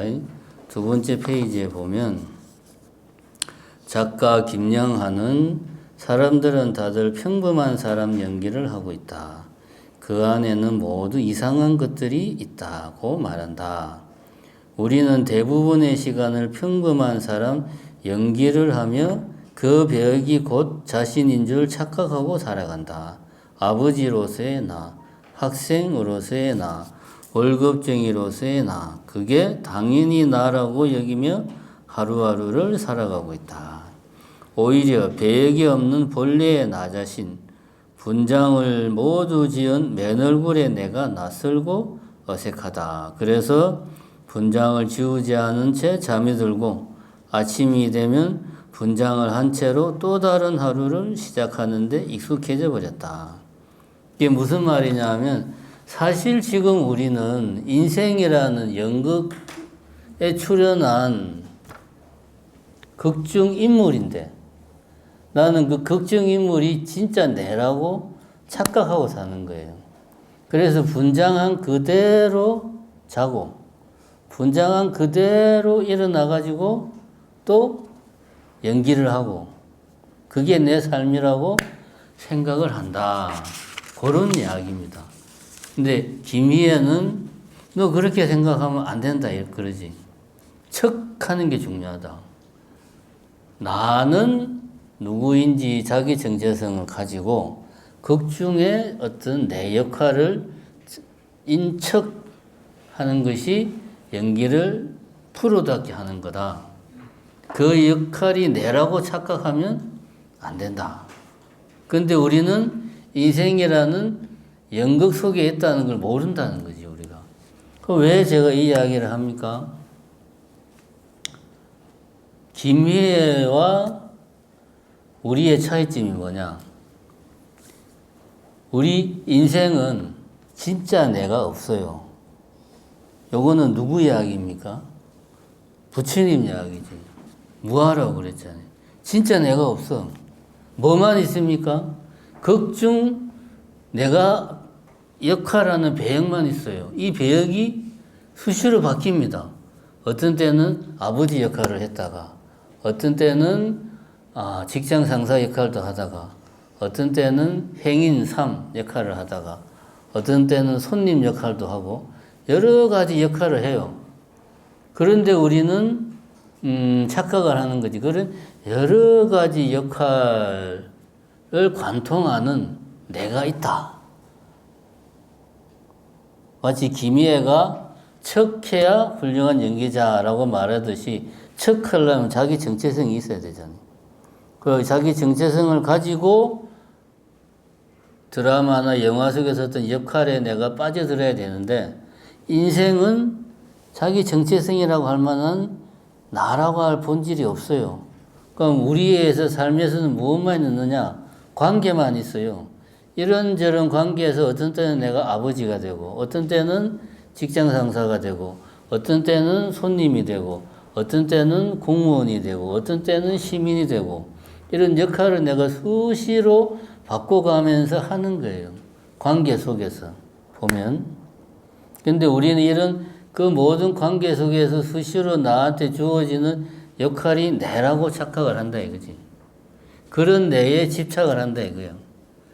또 집착하기 좋은 게 몸뚱아리가 오직 이 몸뚱아리는 나에게만 있다 라고 하는 확고한 정체성에 대한 생각을 우리는 가지고 있기 때문에 더더욱 그런 역할이 내다라고 생각을 한다. 착각을 한다. 이런 착각을 하니까 집착을 하고, 집착을 하니까 거기서 벗어나지를 못하는 거예요. 그러니까 아까 말했듯이 죽는 거는 두렵지 않은데 안 아프게 죽었으면 좋겠다. 아니면 죽을 때 죽더라도 주변 사람은 괴롭게 안 했으면 좋겠다. 죽을 때 죽더라도 깨끗하게 갔으면 좋겠다. 이게 결국은 다 관계 속에서 나의 역할을 내가 얼마나 잘할 수 있나, 잘할까, 잘해야 되나 하는 문제에 해당이 되는 거죠. 사실은. 요게 불교에서 말하는 무아입니다. 인생은 연극을 보는 것과 같다. 이 말을 교리적으로 표현하면 무아지, 무아. 무아를 이렇게 표현한 겁니다. 이게 우리가 무아는, 나라고 할 만한 게 없구나. 이 한 줄로 무아를 정리하면 안 됩니다. 우리는 마치 인생을 연기다라고 생각을 했을 때, 그랬을 때 자신에 대한 집착, 나에 대한 집착이 그나마 좀 우리가 드러낼 수가 있다. 그런 좀 맥락을 가지고 요 두 개의 글을 한번 잘 읽어보기 바랍니다. 요 두 번째 사거리에서 글은 이제 아까 말했듯이 글은 좀 순간적으로 내가 이제 좀 허탈한 심정, 굳이 말하자면은 배우가 그때 내 심정을 굳이 묘사하자면 그런 심정이에요. 배우가 무대에서 화려한 무대에서 연기를 막 하고 끝나고 혼자 이제 분장실에 돌아와서 땀으로 범벅이 된 화장이 얼룩진 얼굴을 보면서 이제 그런 화장을 지우면서 실제 자기 모습을 보니까 너무 어색한 거야. 배우가 자기 자신 같고 극중 인물 연극하던 그 인물이 자신 같고 화장을 지운 그 진짜 자기 얼굴은 자기 같지가 않아. 자기 맨 얼굴을 봤을 때 느끼는 좀 그 낯설음, 당혹함 그런 느낌, 좀 허전함, 이제 이런 느낌을 가졌다. 근데 사실 나라고 할 만한 게 없는데 그런 이야기가 이제 두 번째 글에는 나옵니다. 세 번째 줄은 보면 중생이 목숨을 바치면 하늘의 번개와 같다. 우리가 이제 죽는다는 게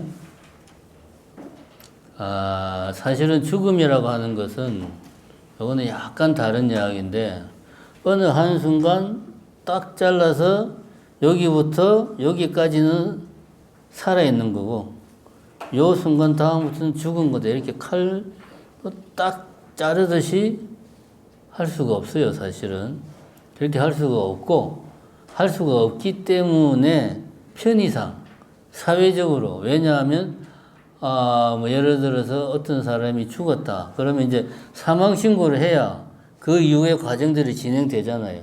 장례를 한다거나 유산 상속을 한다 이런 것들을 하려면 사망 신고를 해야 되잖아요. 사망 신고를 하려면 누군가가 이 사람 죽었어요 라고 이걸 인정을 해줘야 돼.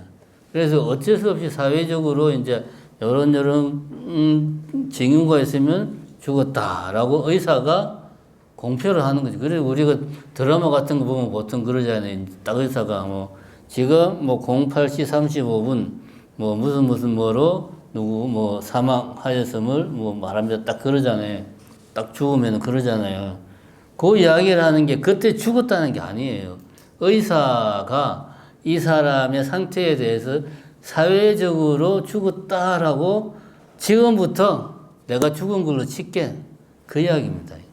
정확하게 말하면 생물학적으로는 뭐 뇌사, 뭐 세포사 죽음에는 종류가 여러 가지 있어요. 여러 가지가 있기 때문에 딱 기준을 잡을 수가 없습니다. 그러나 제가 지금 말하는 거는 하나의 객관적인 죽음을 말하는 거고, 뇌사, 뭐 세포사, 그 다음에 심장, 폐, 하여튼 세 가지가 이제 그 작동을 정지한 경우에 보통 이제 의사가 그 사망을 선고를 하거든요. 뇌, 심장, 폐 또 하나 있는데 그렇게 이야기를 하는데, 객관적으로는 죽음을 딱 자를 수가 없는데 나를 기준으로 했을 때는 죽음의 순간은 여기에서 말하는 것처럼 순간 번쩍하는 한 순간이라는 거지. 그리고 이것이 폭포수처럼 휙 지나간다는 거지. 나를 기준으로 했을 때는. 나를 기준으로 했을 때는 일상이 쭉 진행되다가 어느 한순간 일상의 마지막이 찾아와. 어느 한순간 그게 죽는 거예요. 이게 무슨 말인지 잘 모르겠다. 그러면 이렇게 이해하면 됩니다. 제가 이제 급성심근경색으로 죽을 뻔했다고 이야기를 했잖아요. 물론 저는 잘 기억을 못 하는데 그런 경험을 하고 나니까 죽음이라고 하는 게 살아서는 경험할 수 없는 어떤 전혀 다른 차원의 경험이 아니고 일상의 내가 하는 경험 중에 그런 경험의 연장이에요. 그냥 아파.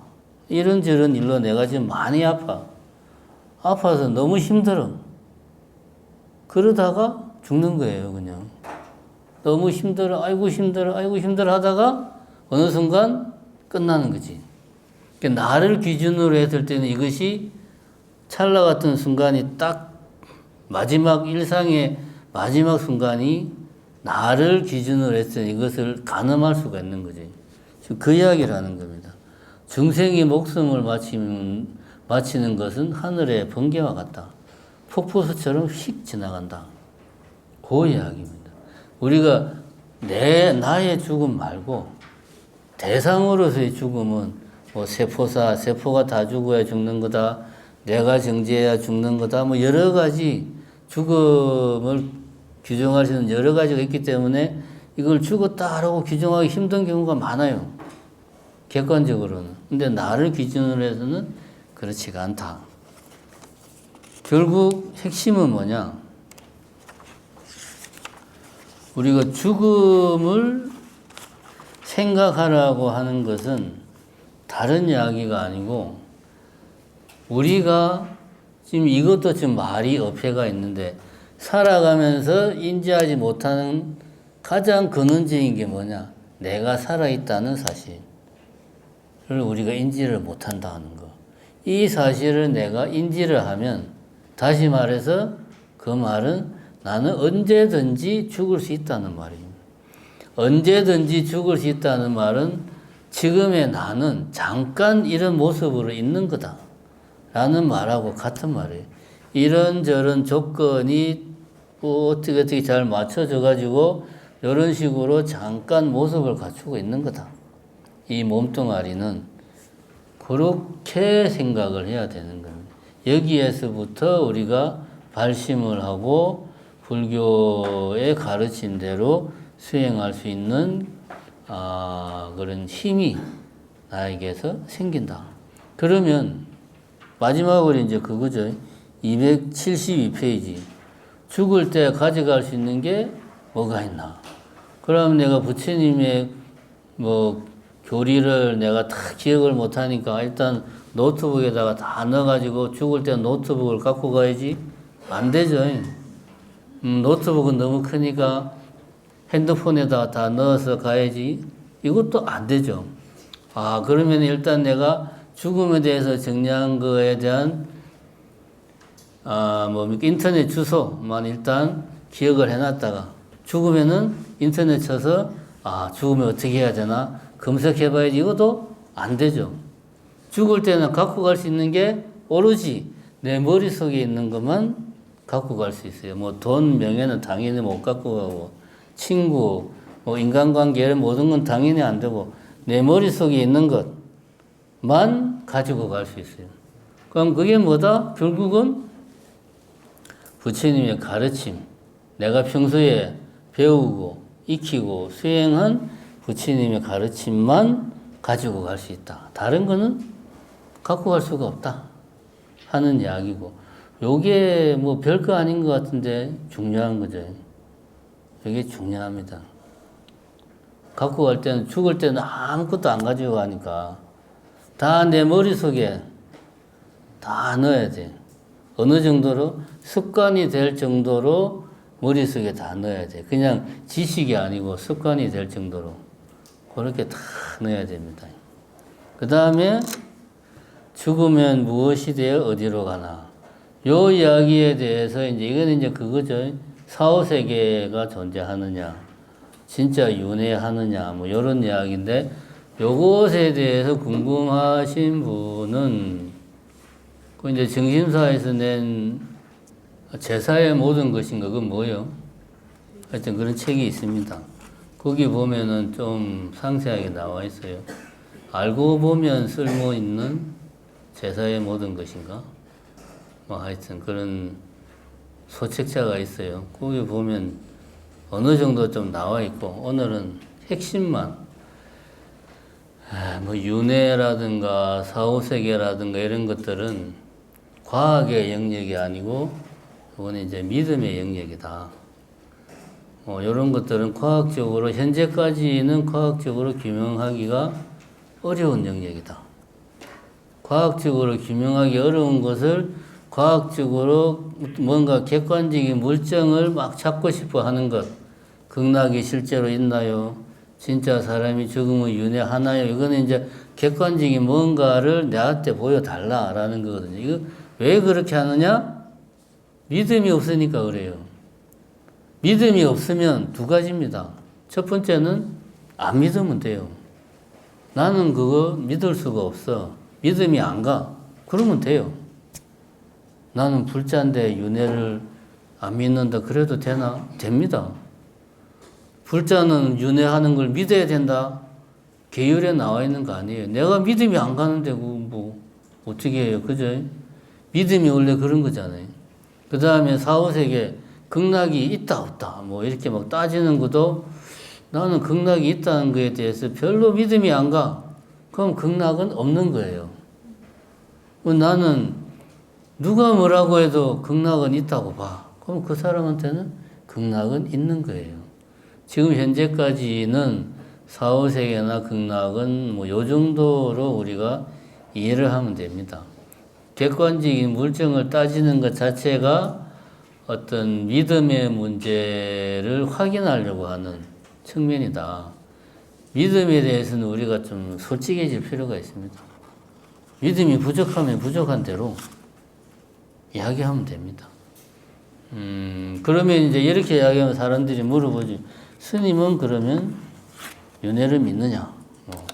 극락이 진짜 있다고 믿냐? 그러면 이제 극락은 좀 차원이 다른 문제고, 객관적인 물질적인 세계에서 극락 그런 건 없고, 그거는 왜냐면 경전에도 나옵니다. 극락이라고 하는 것은 깨달음을 용이하게 얻을 수 있는 곳, 이렇게 표현합니다. 이 사바세계에서는 내가 수행을 못 해가지고, 내지는 전쟁, 기아, 뭐 불평등 이런 문제 때문에 먹고 살기도 힘든데 어느 세월에 깨닫냐.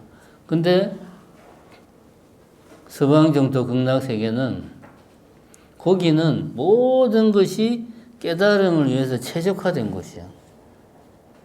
이 말은 뭡니까? 내가 내 삶을 깨달음을 중심으로 해서 부처님의 가르침을 실천한다. 이런 측면을 중심으로 내 삶을 다 세팅을 하면, 최적화하면 그게 극락이에요. 지금 삶이. 극락은 그렇게 우리가 이해를 해야 되는 거고, 안 할 말로 서쪽으로 98,000리 가면 극락이 있다. 98,000리를 가려면 얼마나 고생을 해야 됩니까? 그것 자체가 모순이죠. 극락을 가는데 고생을 해야 돼. 말이 안 되잖아요. 그치? 어쨌든, 그 다음에 윤회는 믿으면 여러모로 좋습니다. 현세에서 내가 살아가는데 힘이 돼요. 나는 죽어서 어떻게 될지 모르니까 막 살래 하는 것보다 내가 막 살면 죽어서 나는 개 돼지보다 못한 놈이 될 거야. 이런 생각을 하고 사는 사람하고, 인생은 한 번 살면 끝이야. 이렇게 생각하고 사는 사람하고 누가 더 삶이 더 충실하게 살 수 있냐? 당연히 윤회를 믿는 사람이 삶을 더 충실하게 살 수가 있어요. 그런 측면에서 저는 개인적으로 이제 윤회를 믿죠. 개인적으로. 과학적으로 규명해라고 하면 저도 할 말이 없죠. 그거는 다른 차원의 문제다. 믿음의 문제다. 그 다음에 이제 윤회를 교리적으로 설명하는 거는 이제 가을에. 불교 교리의 발달은 윤회에 대한 설명과도 깊은 관련이 있습니다. 이게 사실은 이게 불교 교리하고 충돌하거든요, 윤회가. 어떻게든 설명을 하려고 하다 보니까 그 과정에서 교리가 많이 발전한 거예요. 어쨌든 그 정도만 이해를 하시고, 오늘은 마지막 시간이니까 여기서 끝내고, 더 빨리 끝내야 되는데, 질문을 좀 받고요. 끝내도록 하겠습니다. 자, 질문 주제는 아무거나 상관없습니다. 마지막이니까요. 예.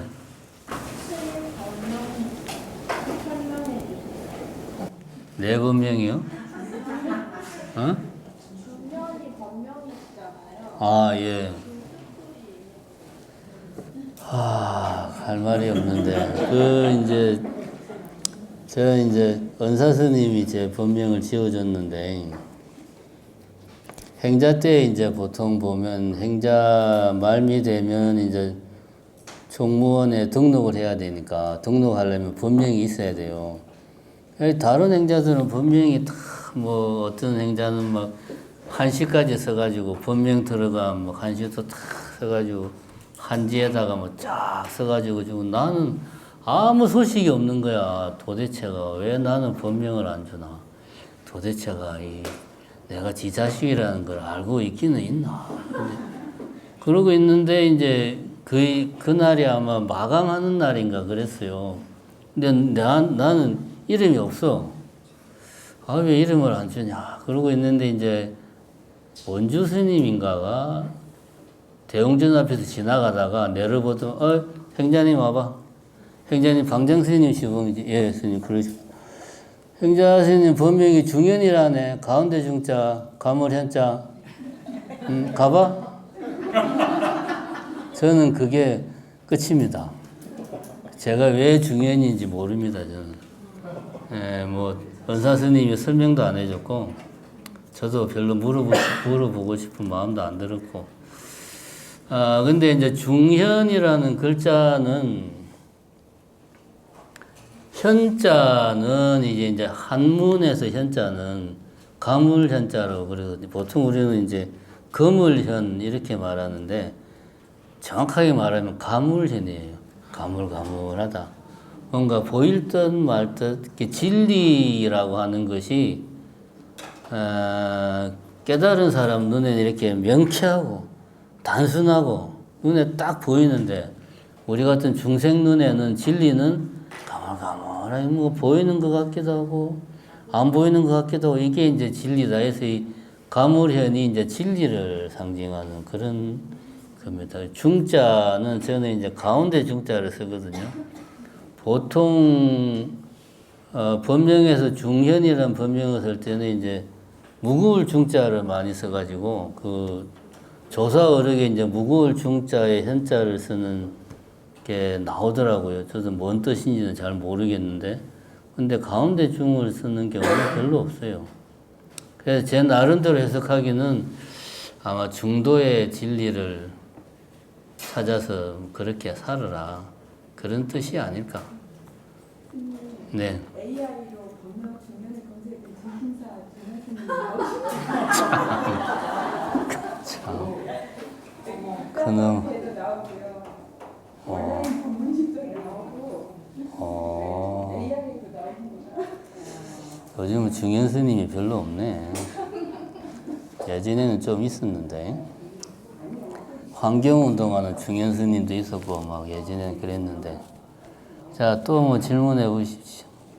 제가 여기 뭐 궁금했던 게 불교라는 게 자기가 수행을 해서 자기를 닦아서 깨달음을 찾아가는 그런 수행의 방편인가 그렇게 또 생각이 들다가 저희 어머님이 그냥 이렇게 기도를 하시고 네. 지금 갖고 이런 걸 보면 어떤 신을 믿는 그런 종교인가 그런 것도 하고 그래서 아직도 하반기 보면 교리를 안 펴주시니까 답을 찾아보는데 이 상반기 중에는 이게 지금 불교가 교는 들어가 있는데 종교인지 아니면은 내가 나 자신을 찾아가는 그런 방법인지 이게 좀 궁금합니다. 그게 이제 사실은 이번 상반기 과정을 관통하는 일종의 이제 키워드 같은 거죠. 불교는 종교인가 수행 시스템인가. 그 문제에 대해서만 우리가 명쾌하게 머릿속에 정리가 돼도 상반기 과정을 충실히 수행했다. 뭐 이렇게 볼 수가 있겠죠. 불교를 한마디로 정의하면 종교의 외피를 쓴 수행 시스템이다. 내지는 종교에 기반한 수행 시스템이다. 이런 식으로 두 가지를 이제 하나의 틀로 묶어서 불교를 이야기를 합니다. 지금은 둘 다를 떼놓고 말할 수가 없어요. 출발은 수행 시스템이었는데 이것이 오랜 시간 불교가 발전하면서 종교를 흡수하고 수행한 결과 종교와 뗄래야 뗄 수 없는 관계가 되었다. 라고 지금은 정리를 할 수가 있고요. 그런 맥락에서 봤을 때 어느 한쪽만 해서는 지금 현대에 와서는 불교를 제대로 실천하기가 힘들다. 예를 들면 수행 시스템만 한다고 하면은 제가 저번에도 이야기했지만 뭐 명상, 참선, 뭐 연불선, 기도 이런 것 외에 다른 것들은 하면 안 되죠. 이런 것만 집중적으로 해야 되죠. 근데 이제 종교로서의 불교만 내가 치중한다면 소원성취 이제 하고 그 다음에 이제 어떤 내가 어떤 그 경외하고 의지하는 어떤 존재, 뭐 부처님이든 관세음보살이든 그 존재의 힘을 빌어서 내가 원하는 바를 이루고자 하는, 그러니까 우리가 뭐 주변에 노보살님들 뭐 이렇게 기도하고 하는 흔히 말하는 뭐 기복신앙 이런 쪽으로 이제 종교로서만 보면은 또 그런 쪽으로 가버리는 거죠. 이게 어느 한쪽만 우리는 불교다라고 이야기할 수 없고, 제가 볼 때는 불교는 불교의 핵심 사상이 종교라는 틀 속에 이렇게 다 녹아 들어간 게 불교예요. 그 신도 불교화된 신, 우리가 말하는 보살 같은 경우도 불교화된 신인 거죠. 그래서 많은 수행을 해가지고 그런 능력을 가지고 많은 중생들을 제조하고자 노력하는 게 불교의 이제 신이 되는 거죠. 그런 관점에서 봤을 때, 그럼 우리가 어떻게 실천하는 게 올바르냐? 제가 볼 때는 그래서 우리가 수업이 이제 후반부에 이제 계율 부분을 강조한 것도 궁극적으로는 수행을 통해서 완전한 깨달음의 길로 갈 수밖에 없어요. 궁극적으로는.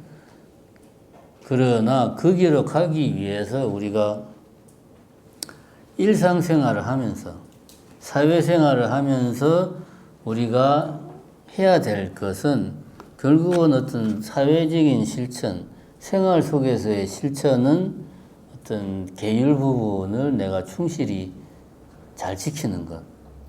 요것이 핵심이고, 이러한 바탕 위에서 내가 어떤 수행 시스템으로서의 불교를 내가 좀 실천해 나가자.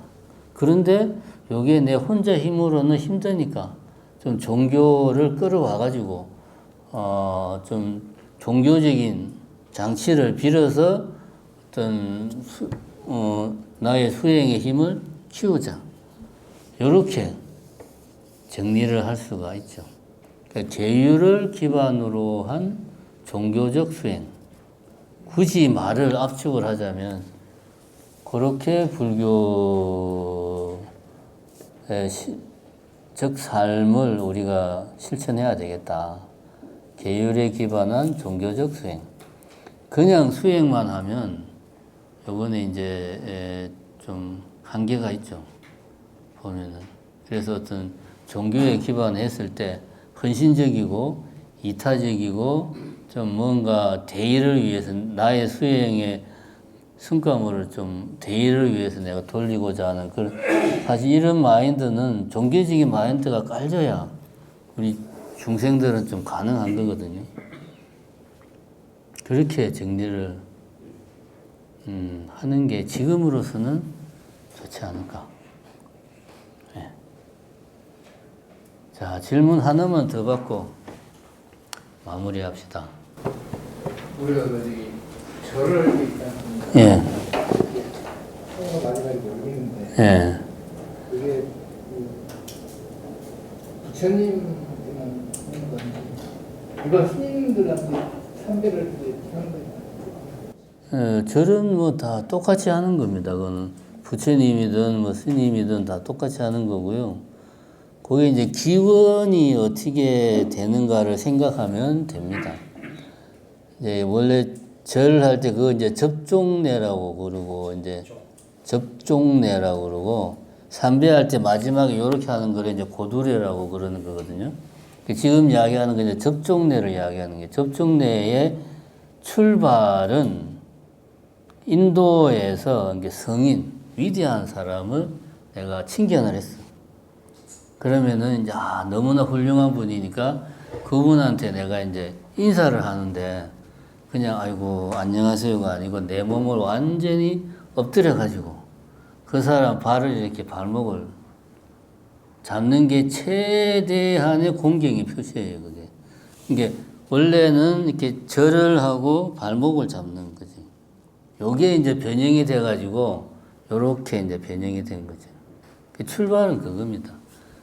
부처님한테 하는 방식이 다르고 뭐 스님한테 하는 방식이 다르고 그건 아니죠. 고두례는 부처님한테 합니까? 지금 그 말을 영가전에 할 때는 마지막 고두례를 하지 않는다 그런 말이 있는데 그건 잘 모르겠는데. 글쎄요. 그래 안 하죠. 신중단에 까지는 하는데 영단에는 하지 않는다 그런 말이 그건 제가 잘 모르겠는데요. 뭐 그렇게 이야기를 하니까 너무 디테일한 거는 뭐 잘 모르겠습니다. 자, 그럼 뭐 어쨌든 그렇다 치고요. 제가 이야기를 안 했는데 한 가지 더 이제 여름 9월 달에 가을 심화 과정을 시작하는데 7월 한 6월 중순 7월 중순경부터 정심사에서 이제 일요일 날 오후에 가칭 뭐 일요 명상 해가지고 오후에 2시간씩 그거를 우리 템플스테이 법사님이 일요일 날 지금 하려고 구상 중에 있습니다. 여러분들 참고하시고 나중에 이제 확정되면 저희가 안내해 줄 거고요. 그 다음에 정심사에서 법회를 그동안 이제 음력 기준으로 했는데 9월 달부터는 이제 일요일 날 법회를 하는 걸로 바꾸기로 했어요. 그래서 여러분들 일요일 날 가능하시면 법회 참석하시면 감사하겠다. 그 이야기 드리고 마치겠습니다. 네, 수고하셨습니다.